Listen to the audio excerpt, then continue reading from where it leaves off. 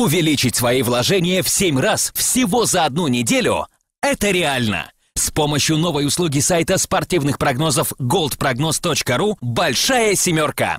Переходите на сайт, смотрите описание в соответствующем разделе и выигрывайте вместе с нами. Et godt resultat med tilbage til Mestalla om en lille uges tid. Og det kunne også godt indikere, at han selvfølgelig i høj grad vil forsøge at...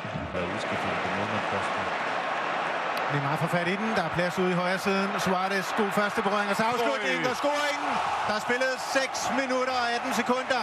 Og så gør de alvor af favoritrollen. Barcelona, han skal ikke have mere pladsen det der. Han får faktisk for meget. Tempoløb, som sker her fra Neymar. Altså det er jo faktisk 30-35 meter ned. Og hele tiden undervejs ved, hvor Suarez er. Han behøver ikke kigge op. Det er rigtig godt afsluttet, men meget sker jo egentlig her. Noget af det alle hold, de ved mod Barcelona, altså de vil gerne have den i omstillingen her. Det er de så farlige. Med Ryan, jamen han ved jo også, altså det er der mod langt hjørne, at de fleste angriber gerne vil afslutte. Ja, det starter altså med et katastrofalt boldtab op på midten af Goma. I det generelt bare som modstanderhold, uanset om hjemme eller ude. Et er, at man kan være god rent taktisk til at lave sideforskydning. Lad os lige tage den her med, for den står 2-0. Og det er klasse eksekveret igen. Den første, den var flot. Den her, den er fremragende for Luis Suarez. Det er så flot. Her. Selvfølgelig godt lavet af Suarez. Men afleveringen, der kommer her fra Busquets, den er god. Vi ser, at han ikke er offside. Den der tilbage, så er tredje og næst sidste fod er lige så gode egentlig som afslutningen her. Men fabelagtig af Neymar. Også et af at præcision. Han får ligesom dæmpet bolden tilbage her. Nej, det er Vidal. Det er fremragende lavet. Ja, det er altså to gode første berøringer, det der. Ja, det er det.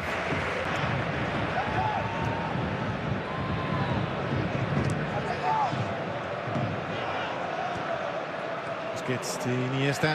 Så sætter han altså fart. Der kommer temposkifte. Ej, hvor er det lækkert! Det er fuldstændig sindssygt, det her. Hvor er det bare telepatisk, det de leverer og demonstrerer i dag. Barcelona 3-0. Vi er endnu ikke rundet den halve time. Det til at straffe Sparkfelt. Jeg er lidt tvivl om, at der er et gram af tilfældighed i den sidste sekvens, hvor den ender over ved Messi. Følg ind her. Er det godt? Nej, det er fuldstændig med vilje fra Suarez også, at bolden kører. Fordi vi er derinde. Ved du hvad, de er jo numerisk egentlig i overtal Valencia. Men mange af de løb, der kommer egentlig også fra Messi, som har udgangspunktet ude på kanten som sådan. Det er jo et løb, der kommer ind centralt fra en 8 eller en 10'er position, hvor han ender helt inde ved Matt Ryan, som bare kan vente.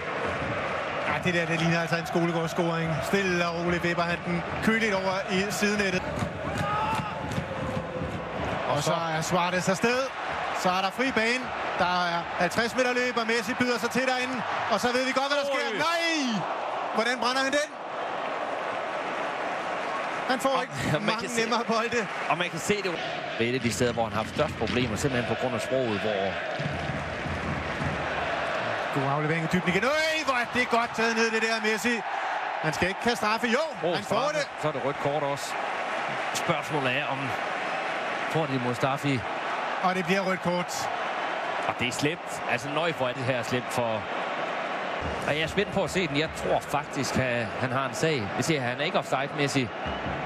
Lige på kanten, men han er onside. Nå, straffespark er der. Han rammer ikke kuglen. Det tror jeg ikke, han gør. Nej, det tror jeg faktisk, du har ret i.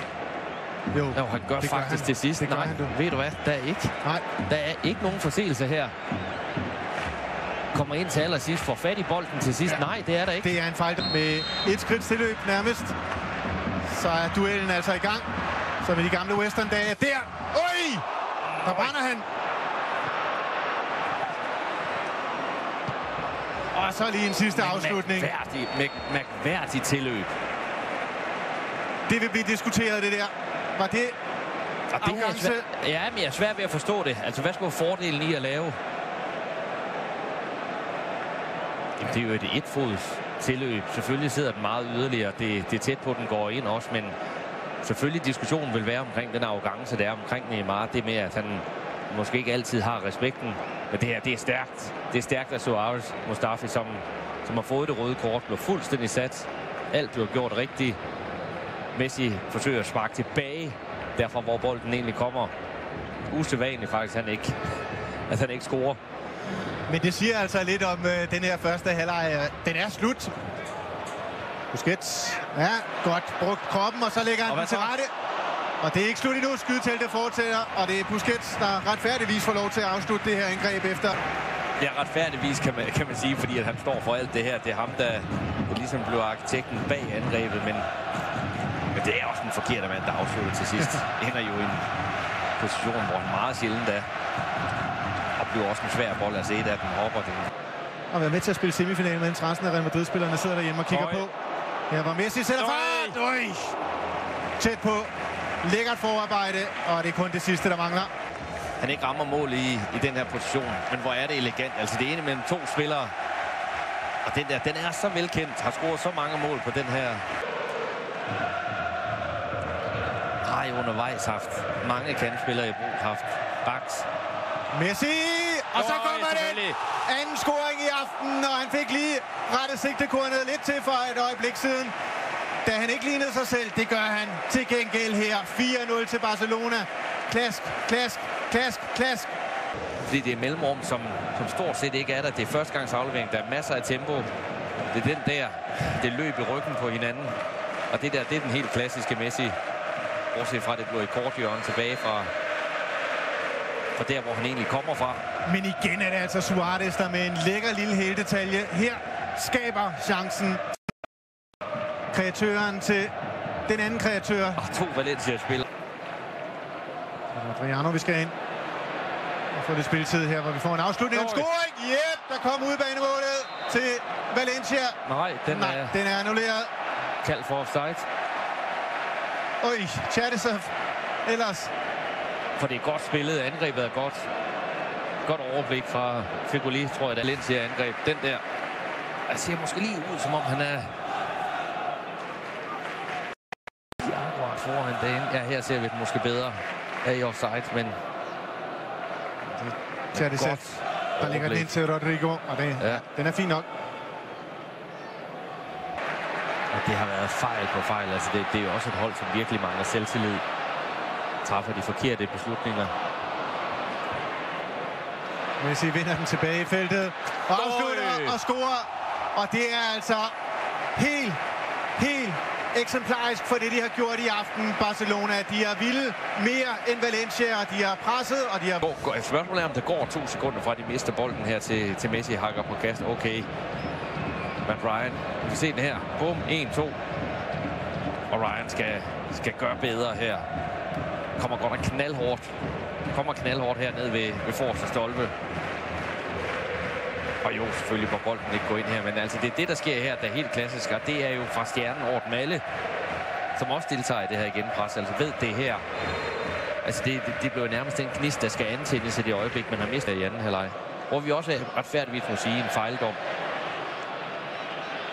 Masser af Barcelona-spillere med i feltet. Her kommer der endnu en, og det er Luis Suarez, der tager løbet for kreditten. Han investerer altså med de her løb ind i feltet, og det er ikke tilfældigt, at han er der, hvor det gør rigtig ondt, og han er der, hvor ingen andre er. Og fik sagt andet mål selvfølgelig sit hat-trick i aften. Ja, det er også Suarez med. Norden der også at pege ind i ryggen af Ruben Veso, tror jeg det er. Som ikke kan nå op og fremragende hætte ind også. Godt kommet op også. Lækkert angreb, og fra en meget, meget spids vinkel lukker os. Ja, det er altid en god diskussion, når man skal tage hensyn til modstanderne. Her! Hvor er det fremragende. Her tager Suarez ingen hensyn overhovedet. Endnu en gang klasker han den ind. Og hvor er han dog bare en fantastisk angriber. Måske den bedste. Det er så om, hvor tæt er min modspiller på mig. Afleveringen ned her. Når at komme på den rigtige side også. Ved, hvor kassen er. Og det er det tørre hug langs jorden. Ej, det kan jo ikke gøres mere resolut end det der. Og den der som keeper vil man jo tænke her.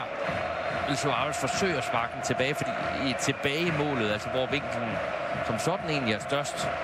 Fordi det at sparke den ind ved